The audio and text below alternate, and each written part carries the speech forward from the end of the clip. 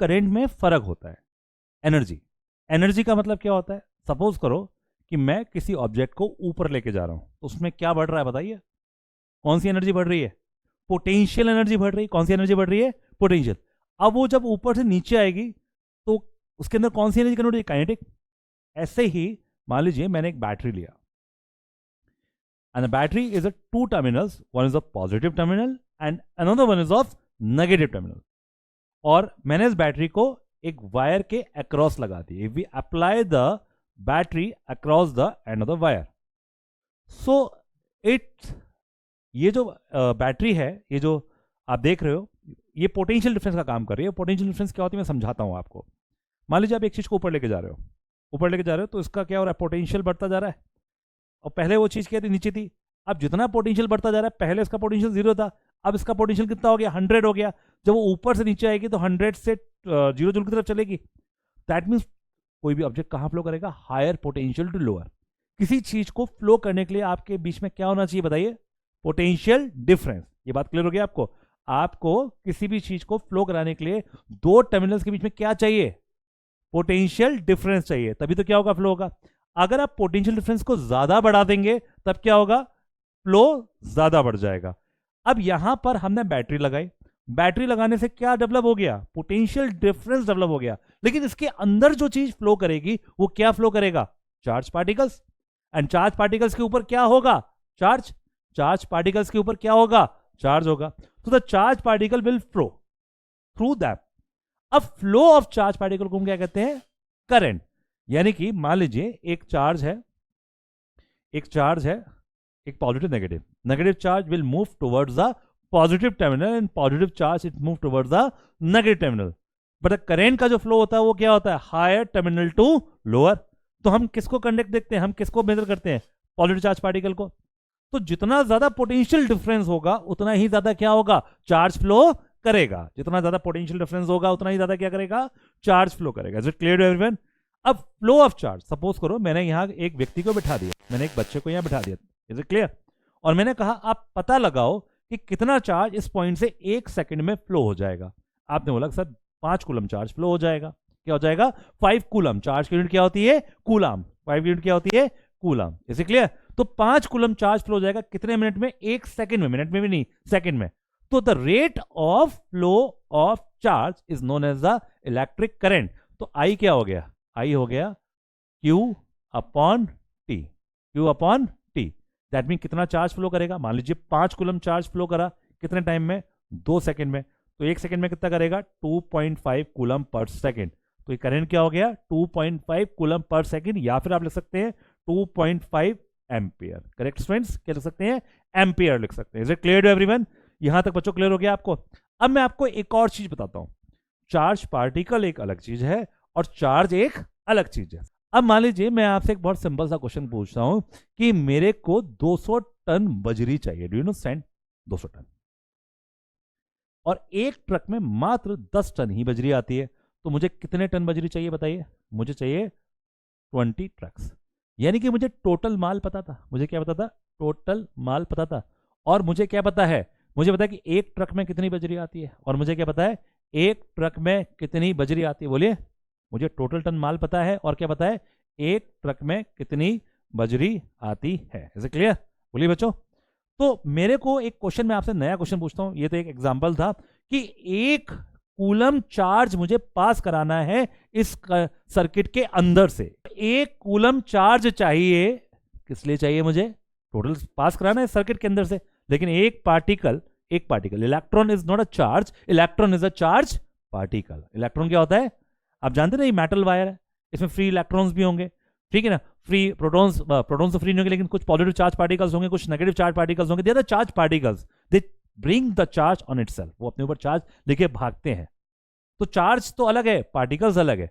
तो एक पार्टिकल, मान लो कोई चार्ज पार्टिकल है, एक चार्ज पार्टिकल पर कितना चार्ज होता है? 1.6 इंटू 10 की पावर -19 कूलम।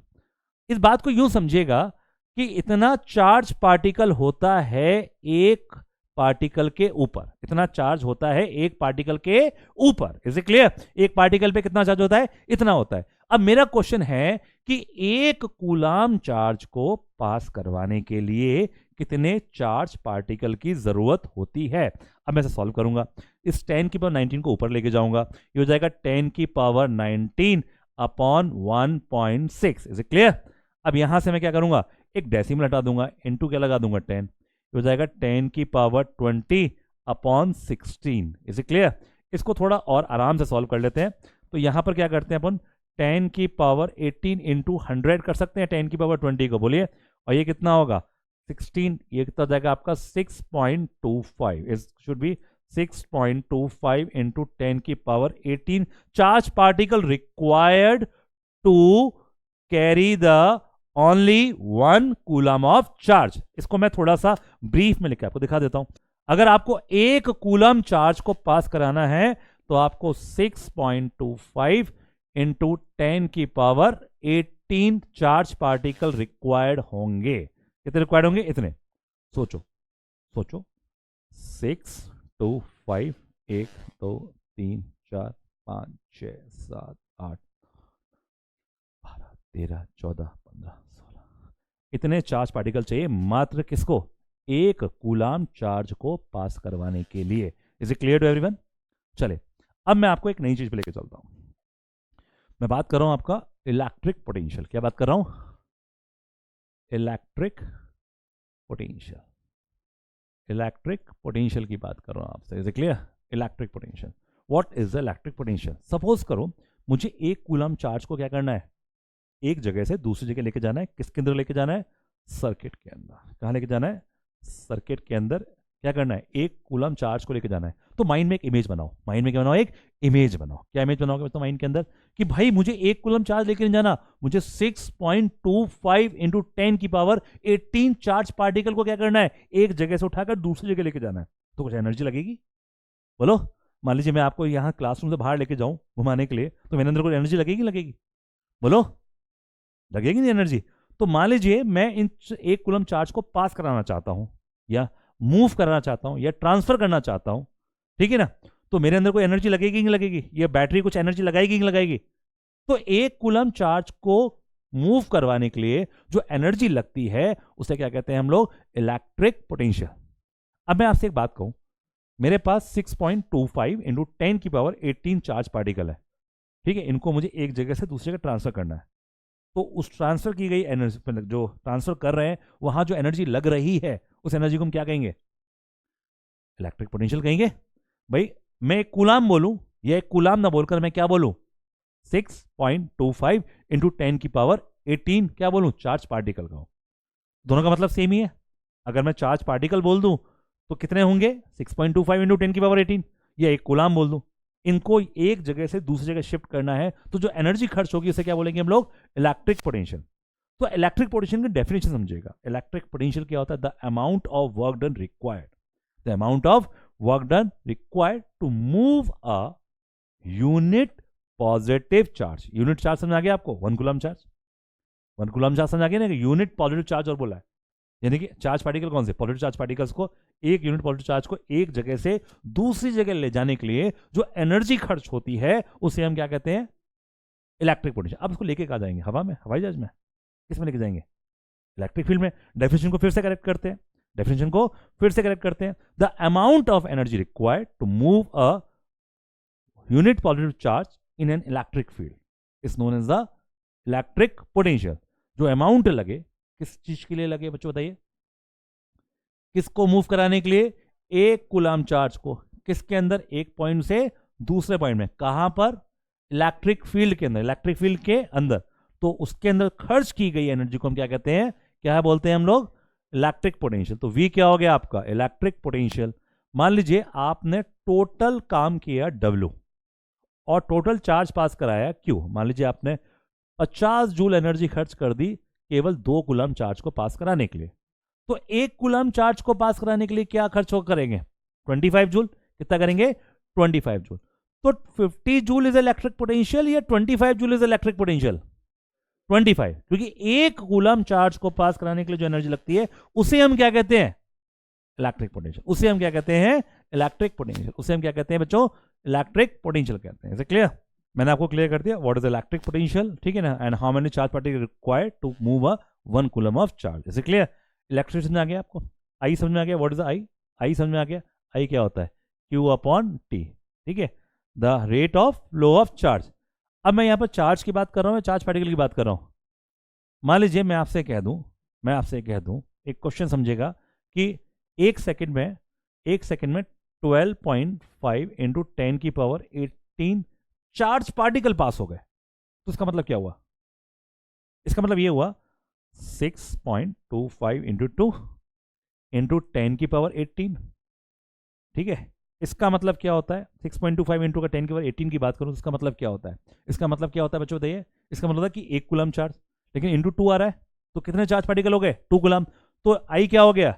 आई हो गया 2 कूलम पर सेकेंड। इसके लिए कितना हो गया? 2 कूलम पर सेकेंड। क्या हो जाएगा? आई 2 कूलम पर सेकेंड। या फिर हम बोल सकते हैं आई की यूनिट क्या होती है? स्टैंडर्ड 2 एम्पियर बोल सकते हैं। क्या बोल सकते हैं? 2 एम्पियर। अगर कहीं भी क्वेश्चन के अंदर आपको मिली एम्पियर दिया गया हो तो पहले आप इसे किसमें चेंज करेंगे? एम्पियर में डिवाइड बाय 1000 करके। Is clear? और माइक्रो एम्पियर दिया गया हो तो माइक्रो को पहले मिली में और मिली को फिर एम्पियर में। Is clear? ये बात समझ आ गई बच्चों आपको? अब मैं आपको बात चलता हूं ओम्स लॉ को लेकर चलता हूं। क्या बात करता हूं? ओम्स लॉ लेके चलता हूं। Is clear? मैं बात कर रहा हूं बच्चों क्या आपसे? ओम्स लॉ की बात करो। ओम्स लॉ क्या होता है? ओम्स लॉ क्या होता है? वी। वी मतलब क्या हो गया? इलेक्ट्रिक पोटेंशियल, और you can say potential difference, ठीक है ना। पोटेंशियल डिफरेंस, जितना आप इलेक्ट्रिक पोटेंशियल बढ़ाओगे, आप इसे पोटेंशियल डिफरेंस कहिए फिलहाल अभी।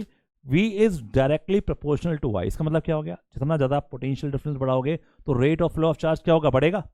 मान लीजिए आप किसी ऑब्जेक्ट को बहुत ऊपर हाइट पे लेके जा रहे हैं और वहां से उसको ड्रॉप करते हैं, तो जितनी ज्यादा हाइट से ड्रॉप करेंगे तो उतना ही ज्यादा क्या होगा? इलेक्ट्रिक पोटेंशियल डिफरेंस बढ़ जाएगा, और उतना ही क्या होगा? Rate of flow of charge बढ़ जाएगा। Same here. तो V क्या हो गया? Potential difference. I क्या हो गया? Rate of flow of charge. जितना ज्यादा आप इलेक्ट्रिक पोटेंशियल को बढ़ाएंगे उतना ही ज्यादा rate of flow of charge क्या होगा? इंक्रीज हो जाएगा। जितना आप पोटेंशियल डिफरेंस को बढ़ाएंगे उतना ही rate of flow of charge बढ़ जाएगा। अब एक एग्जांपल देता हूं। मान लीजिए किसी ऑब्जेक्ट को आप ऊपर से नीचे फेंक रहे हैं और बीच में कोई रुकावटें हैं, मान लीजिए पेड़ पौधे हैं, तो वो क्या करेंगे? उस फ्लो ऑफ चार्ज को रेजिस्ट करेंगे। तो अब वो कम ज्यादा हो सकती है? नहीं, वो कम ज्यादा नहीं हो सकते। सपोज कीजिए आप एक रोड पर चल रहे हैं और रोड के ऊपर आप अपनी गाड़ी चला रहे हैं, जिसमें आप एक्सेलेरेटर जितना ज्यादा बढ़ाएंगे गाड़ी का फ्लो उतना ही ज्यादा बढ़ जाएगा। तो जो गाड़ी का एक्सेलेरेटर आप बढ़ा रहे हैं, सपोज कीजिए वो आपका क्या है? पोटेंशियल डिफरेंस है। क्या है आपका? Potential difference. और जितना ज्यादा आप पोटेंशियल डिफरेंस बढ़ा रहे हैं उतना ही आपका रेट ऑफ फ्लो बढ़ेगा। लेकिन सड़क पे होने वाले गड्ढे वो क्या काम कर रहे हैं? वो काम कर रहे हैं रेजिस्टेंस का। क्या वो कम ज्यादा हो सकते हैं? तो रेजिस्टेंस क्या हो गया इस केस के अंदर? कांस्टेंट हो गया। तो जब हम प्रोपोर्शनलिटी का साइन हटाते हैं तो एक कांस्टेंट लगाते हैं। क्या? I R. R is a resistance which oppose to rate of flow of charge. तो रेजिस्टेंस समझ के क्या हो गया? बोलिए। आर क्या हो जाएगा बच्चों? आर हो जाएगा आपका V अपॉन आई। आर क्या होगा बच्चों आपका? V upon I. आर क्या होगा? V upon I. जितना ज्यादा आप वोल्टेज बढ़ाएंगे उतना ही ज्यादा करंट बढ़ेगा। अब एक छोटा सा कंफ्यूजन कि सपोज कीजिए यहां पर मैं लेता हूं R हो गया V अपॉन आई। मैंने कहा था पोटेंशियल बढ़ाने से रेजिस्टेंस नहीं बढ़ता, रेजिस्टेंस कांस्टेंट रहता है। पर मान लीजिए यहां पर मैं 2 को बढ़ाता हूं तो ये रेजिस्टेंस 2 हो जाएगा? नो, क्योंकि यहां पर ये रेजिस्टेंस 2 नहीं होगा। यहां पर क्या होगा? ये करंट 2 हो जाएगा, 2 से 2 कट जाएगा, और रेजिस्टेंस हमेशा क्या रहेगा? कांस्टेंट रहेगा, V अपॉन आई ही रहेगा। Resistance always constant. रेजिस्टेंस की यूनिट क्या होती है? रेजिस्टेंस की स्टैंडर्ड यूनिट होती है ओम। क्या होती है? ओम। सिंबल क्या होता है? Italic letter ohm. Is it clear? और रेजिस्टेंस क्या होता है? Which oppose to rate of flow of charge, and this is known as the ohm's law. V is direct is equal to I R. इसे बोलते हैं हम लोग ohm's law. It should be in ohm's law. Clear? अब एक last topic आज का हम बात करते हैं VI ग्राफ। क्या बात करते हैं हम लोग? VI graph. VI graph. Is it clear? VI graph. Is it clear? मैं आपसे बात करता हूं, ये मेरा एक VI ग्राफ है। जो एक्सेस है मेरा वो है पोटेंशियल डिफरेंस। क्या है? पोटेंशियल। इसमें लेता हूं 0, 5, 10, 15, 20, 25, 1, 2, 3, 4, 5। Is it clear? अब देखिए यहां पर 5 वोल्ट पे 1 एम्पियर आया, 10 वोल्ट पर 2 एम्पियर आया, क्योंकि जितना ज्यादा अगर आप वोल्टेज डबल करोगे उतना ही क्या होगा? करंट डबल हो जाएगा। बट एक्चुअली ऐसा होता नहीं है। उसका एक कारण होता है। हम जब थियोरेटिकल पढ़ते हैं तो हम कहते हैं कि पोटेंशियल का डबल करने से करंट डबल हो जाएगा, बट एक्चुअली ऐसा नहीं होता। उसका एक रीज़न होता है। उसका रीज़न ये होता है, जब हम सर्किट की बात कर रहे होते हैं और सर्किट में वोल्टेज बढ़ाते हैं तो सर्किट का टेम्परेचर भी बढ़ता है। तो टेम्परेचर बढ़ने से रेजिस्टेंस बढ़ जाता है, जिसकी वजह से करंट कम हो जाता है।